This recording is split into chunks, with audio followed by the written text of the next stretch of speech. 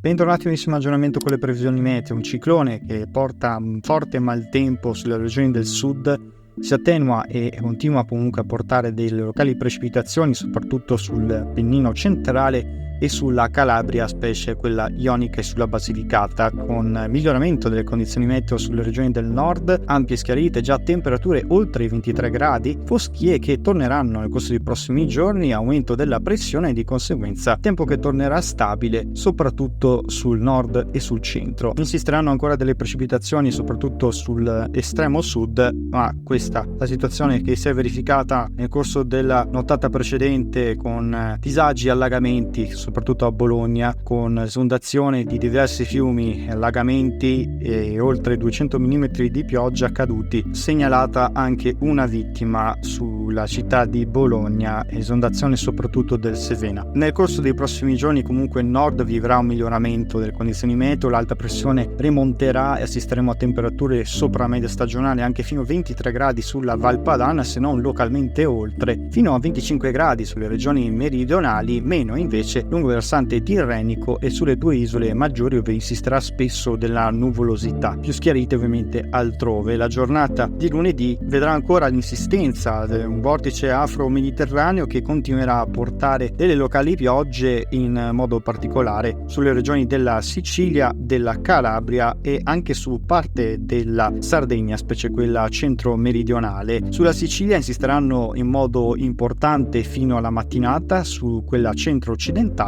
Sul resto della penisola nulla da segnalare, se non qualche infiltrazione umida atlantica per un ciclone disposto tra l'Inghilterra e la Francia, che non porterà nessuna fase instabile, se non qualche nube in più in avvicinamento nella giornata di martedì, con l'attivazione di correnti umide da sud-ovest che faranno aumentare anche la probabilità di rovesci non solo sulla Sicilia e con qualche possibile precipitazione anche sul nord-ovest e sull'Emilia Romagna, ma veramente in modo locale e sporadico, con un peggioramento nella serata anche su parte del centro, soprattutto sulla Campania, sul Lazio, sull'Abruzzo, sulla Umbria e sulle Marche. Qui potremmo avere nella serata una fase più instabile, infatti si evince dalla grafica come potremmo avere qui delle precipitazioni, mentre sul resto della penisola avremo cieli in prevalenza parzialmente nuvolosi, più probabili schiarite con ampi spazi soleggiati sulla Puglia e lungo il versante adriatico, seppur qui avremo delle sfoschie anche persistenti, specie sull'Emilia Romagna e sulle Marche. Nella giornata di mercoledì inizieranno a farsi sentire prime deboli infiltrazioni di correnti umide atlantiche che potranno interferire con la circolazione orientale presente sul Mediterraneo. Infatti qui continuerà a stazionare una circolazione ciclonica, perché avremo una piccola area instabile che risiederà sul Nord Africa. Infatti saranno ancora possibili delle precipitazioni con possibili piogge sulle regioni centrali e sulla Sardegna. Condizioni invece che vedranno più stabilità sul resto del sud, specie sui settori adriatici e con più aperture sulle regioni